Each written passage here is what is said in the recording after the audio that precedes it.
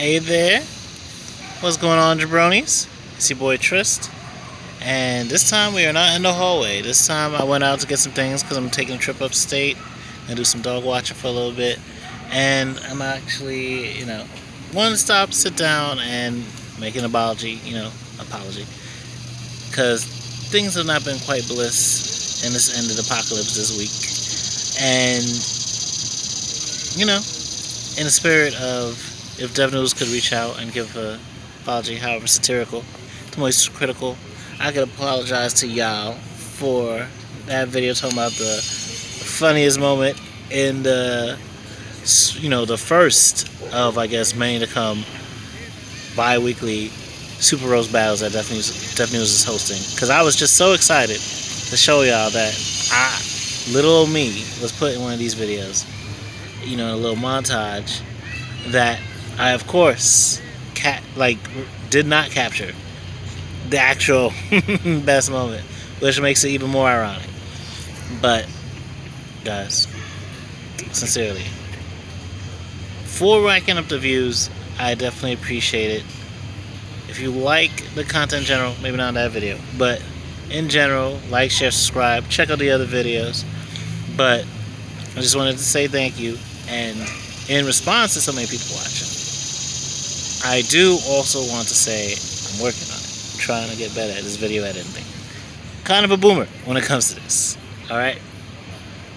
I know my skin might have you confused what my age is, but I might as well be 50 when it comes to certain areas of technology. But yeah, wanted to apologize for that and do better on that.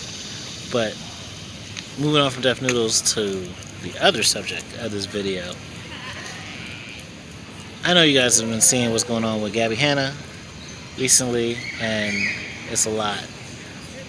My roommate was showing me, and I'm just like, Jesus Christ, I am deeply concerned for, as I'm sure most of us are, but there's also, of course, as always, with anything on the internet, discourse. And my biggest thing, the reason I do this channel, and the reason I'm on, Not Your Normal Discussion podcast as well, is because my biggest thing is how we talk about discourse and how it relates to us as a society. The larger context of how we care about each other and how we have to interact. And Gabbie Hanna was saying a lot. She had a lot to say about Jesus, reincarnation, being God, children as forbidden fruit, trans people, and black women and their deep connection to the Holy Spirit because of the absent baby fathers. Which, again, she's having a breakdown. People are using that as a way to finesse their way into her house. And it's tragic, and it exposes so many things. It exposes how little, especially for, considerably rich white women, to be going through that situation. There's nothing that can really be done, even when people call the cops, which isn't always the best thing. But sometimes, she's on live, sometimes it's a cab over here, but sometimes you need to involve something to help people. But even when they showed up, they were just like, she don't seem to present a threat to us. So I guess we'll come back when there's, again, as cops want to do, when there's some reason to forcibly detain somebody or some reason to put someone down. And so they left, even though the cops are called, even though there was some cringe dude, fucking live streaming how they're trying to exploit the situation, just run up in her house and try and make that his moment. And there was a lot of discourse also about, Gabbie Hanna saying the things she said about black women, trans women, black families, all this type of stuff. And there are comments of people saying, listen, you can't hold her accountable. They're not even in this reality right now. They're disconnected. And I think it's less that people are trying to hold her accountable. It's more so saying that, yes, they're going through a very manic, maybe psychotic break right now, and they do need help. But at the same time, they might not be in a place of the highest bit of empathy because she has a history of saying racist things. She has a history of not having any regard for other people's mental health, like the situation with Jesse Smiles. Y'all probably already know that. I don't even need to go into that too deeply. But, and also, that doesn't excuse the things that's being said. And I think there's a space where we can talk about how our society should have more resources in it to help people without it just being like, oh, can the cops come? Can they snatch them? Can they sedate her? Can they lock her somewhere? And we should have better conversations around mental health, what should be done. Maybe cops aren't always the best option. Maybe, actual mental health professionals should come through. Of course there's a bug in my... It's one thing I don't like about the park. But also the silencing of black people in these type of conversations that happens. Because I know people are concerned for this. But people are so like, hey, you Negroes, shut up right now.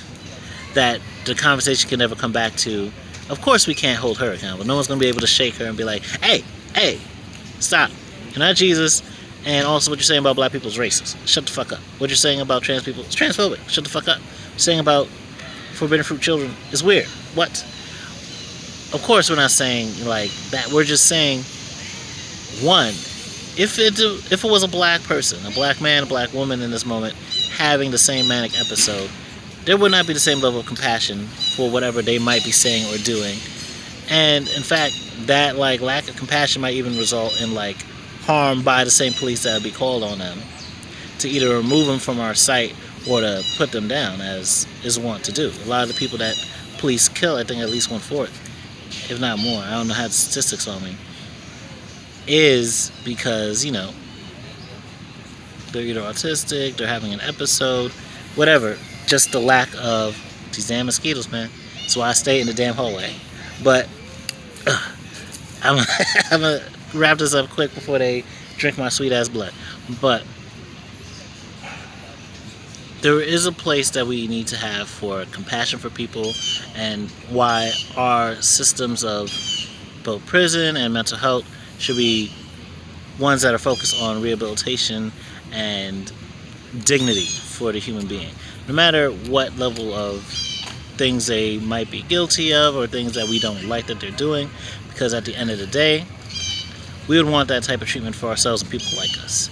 So there should be space for that, and saying like, yes, as long as we respect this person's human dignity. But also in times where the dignity and rights and like considerations of other people aren't being valued, people should also be allowed to speak to that. We shouldn't be rushing to silence them. It's not like these people are in a chat saying, just spamming racist plus L ratio. They're saying, listen, she said some racist shit, she's done some fucked up shit in the past, like, we're concerned for her. Not everyone's saying they're concerned, but most people don't want to see this end up in a bad place.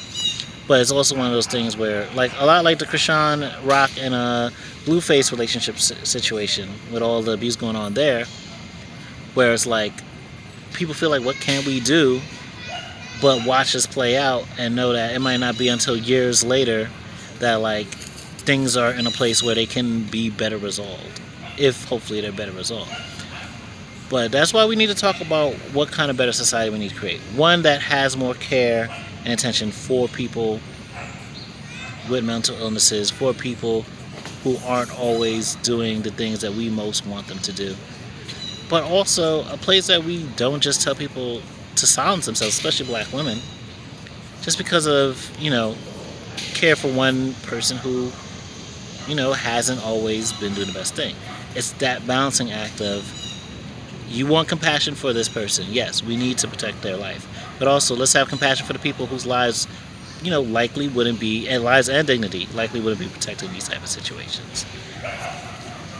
So, one such text or tweet says, a reminder that mental health doesn't excuse shitty behavior. Obviously, Gabbie Hanna is suffering, but the shit she said about black women and the trans community is absolutely unacceptable. And a white woman defending her actions can have several fucking seats. Now, again, like I said, there's a space for everything. Can we say, listen, let's not dogpile on her? Yes. But can we also say, listen, let's not silence the people who are calling out this shit and act like they're the problem. Like, Gabbie Hanna has often been the problem, but the problem is deeper than just Gabbie Hanna.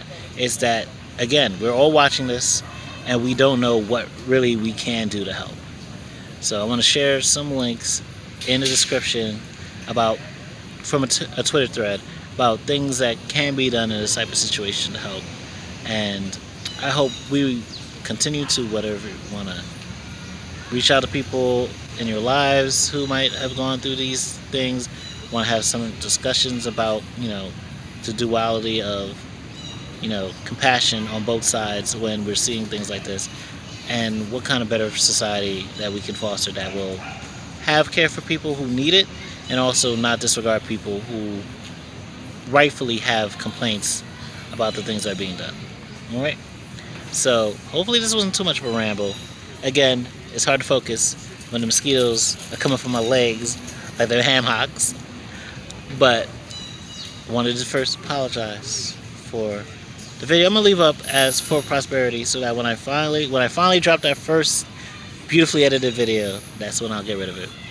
But I also then wanted to talk about the Gabbie Hanna situation, because on one hand I'm just like, and like, from a racist place, I can see what she's trying to say, but it's also, that's the thing about racism, it's very surface level, it's very stereotypical. It doesn't get into the root of, hey, why would this be a thing that people notice happening in society? What is it ignoring in historical and sociological context? What is it, summing up? And again, of course, she's having a manic episode, but people at all different levels of sanity say similar things. So there is a reason to call it out and not just ignore it and be like, well, this time we won't pay attention to it because, again, we want her to be taken care of and to have help and to be in a healthy place and to be safe. No one wants to see harm come to her. At the same time, though, we don't want to see harm perpetuated to marginalized communities. That's the basic balancing act. But with that said, I'm going to go. I'm going to escape my fall baby ass inside. And I wish y'all the best of luck. Peace, y'all.